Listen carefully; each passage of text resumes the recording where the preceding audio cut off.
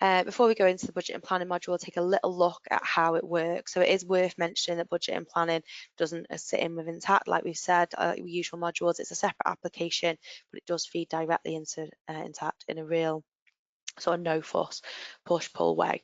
Okay, when you create a new budget in planning, you choose to import your Intacct data into your new budget, which provides the quickest way to create a budget. So it's probably one we'd recommend and most people would do. It's what we're looking at. It also is the most effective method in terms of importing actuals or exporting a budget, because the data map's kind of automatically created already between Intacct and planning for you. So when you import the actuals, you're taking a sort of screenshot of your financials from Intacct, sharing it with Intacct planning, and then you're going to compare the budget you've created against your actuals. I mean, realistically, you know, that's not always possible. If we take recent events, for example, not so recent events, COVID, for example, we wouldn't have taken a previous year's actuals to create our budget for this year because maybe we were shut for a year. So our actuals, you know, maybe weren't looking like they'd normally look like. So you can look at previous data. So you might have wanted to take in 2019's data, for example, and use that as your budget. So you are able to use actuals from different time periods to create budgets as you go along. Okay, so Sage Intacct Planning has a built-in bi-directional integration with Intacct, so that's that push-pull method that I've already mentioned, which you use quickly and easily to share data between the two applications. Sage Intacct Planning not only streamlines the budget creation workflow by ditching manual spreadsheets, but it also expands functionality to include a share, review, update process to support collaboration. However, using a budget in Intacct remains unchanged. So once the budget goes into Intacct, it still looks as it does, but this is just you kind of working on the budget. So let's just quickly have a little look into the Sage Intacct planning module and see what that looks like. So you see this is the planning module, and this is what it looks like. This is what you'll see. So you'll see there's lots of different ways that you can kind of look through. As I've said, Sage Intacct Planning is a beast within itself, so we won't be able to go through everything today, but we'll be able to show you some of the different features. Okay, so what I can do here is I can go on a budget. So I've got an example budget that's here in the system, and that's what I can have a look at. This has got all my different codes down the bottom, all the different values for it. If I want to look at it in a grid entry, I can see all my different information there. I can filter by department, I can filter by the current categories and see all the information there for this example budget. Okay, we're able to add scenarios. So we've got one here for best case scenario. These are the what if scenarios that we mentioned earlier. So you're able to add different types of scenarios really quickly, really easily, just flit in between those different types of scenarios and have a look at the best case scenario and apply that sort of filter to what you're working on. Okay, we're also able to share your budget.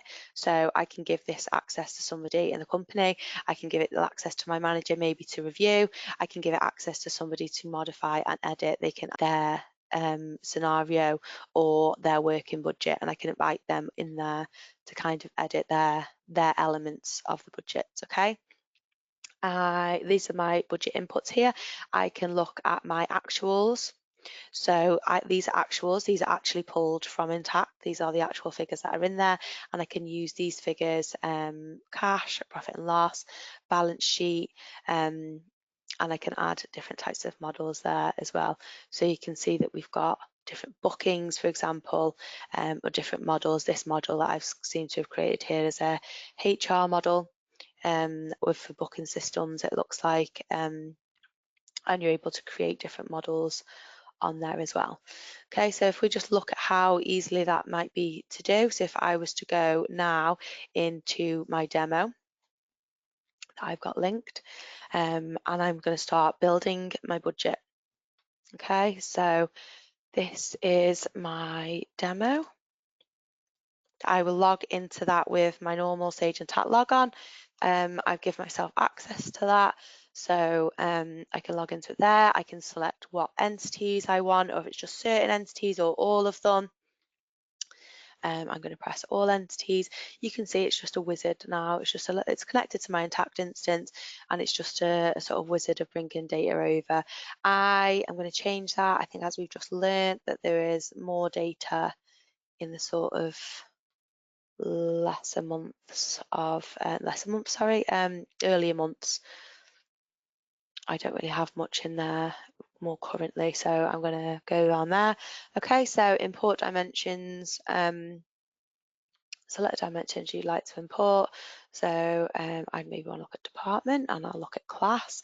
Do I want to look at all of them? Actually, I don't want to look at ones I haven't got a class on, or I don't want to look at ones, I don't want to actually look at the admin department. So you can really filter out. It's not a case of all departments or all or nothing with the dimensions. Go over, would I like my employee records? I wouldn't in this instance. I can merge my accounts, so I can sort of say, okay, I can just put these as products.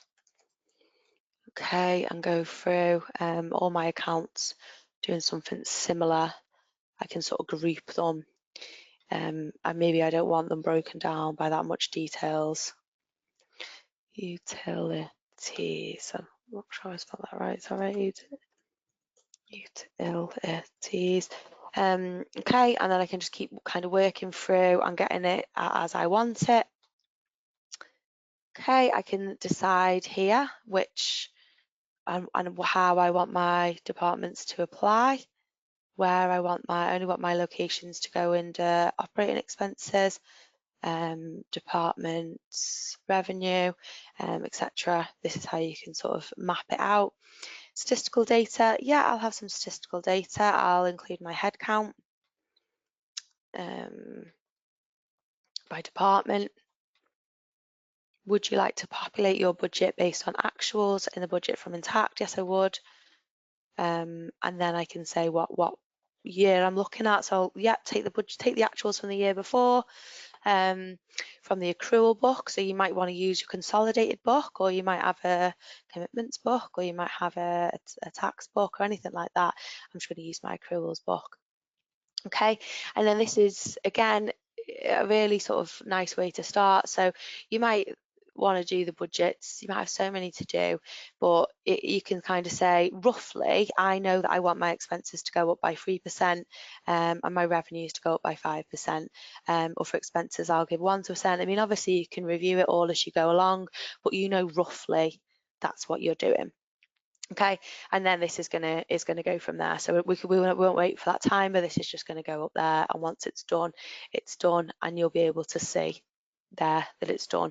So that's how easily I am able to kind of push and pull budgets back into each other. If I just quickly go into Intacct, once that's done, you will be able to work on it, share it collaboratively with key members of the team, and then once it's finalised and once it's agreed, you will be able to push it back into Sage Intacct, and it's just going to look exactly how your normal budget is. So you can see here if you've got any that are connected, these are ones that have been pushed through from the system.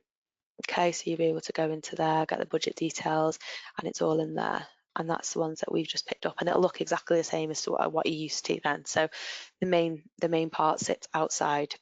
When it comes to Intacct, it looks the same.